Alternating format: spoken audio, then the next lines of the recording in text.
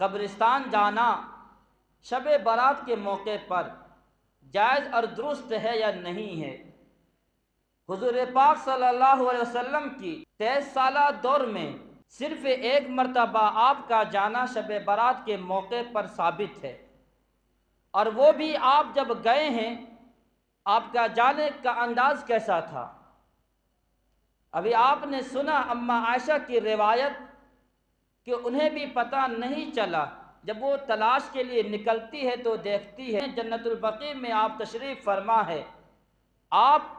قبرستان گئے ہیں اس رات، لیکن میں نے کہا کہ 23 سالہ زندگی میں دور میں آپ نے صرف ایک مرتبہ گئے ہیں، اور وہ بھی چپکے سے گئے ہیں۔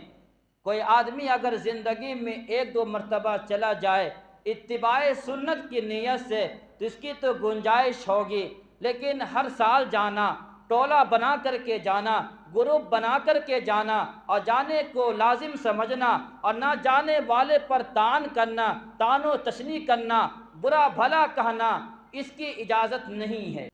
صحابہ کرام رضوان اللہ تعالی علیہ مجمعین کی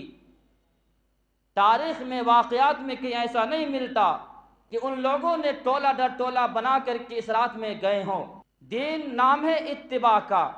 اتباع سنت کا نام دین ہے۔ جو مفتی اعظم پاکستان مفتی شفیع عثمانی صاحب نور اللہ مرقدہ نے فرمایا، جو چیز جس طریقے سے ثابت ہو اس کو اسی طریقے سے کیا جانا، اس کا نام اتباع اور دین ہے۔ حضور پاک صلی اللہ علیہ وسلم نے پوری حیات طیبہ میں صرف ایک بار تشریف لے گئے ہیں، چپکے سے تشریف لے گئے ہیں، تو اگر انسان کوئی نیت سے اس ارادے سے ایک مرتبہ جاتا ہے، یہ بات تو کہی جا سکتی ہے کہ اتباع میں گیا ہے، حضور کی سنت کے اتباع کرتے ہوئے گیا ہے، حضور کی اقتداء میں گیا ہے، لیکن اگر وہ ہر سال جاتا ہے تو اسے اتباع نہیں کہا جائے گا، بلکہ اپنی مرضی کا مالک کہا جائے گا۔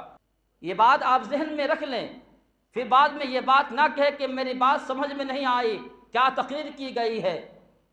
تقریر کو سن لیجئے کان کھول کر کے، یہ بات کیا کہی جا رہی ہے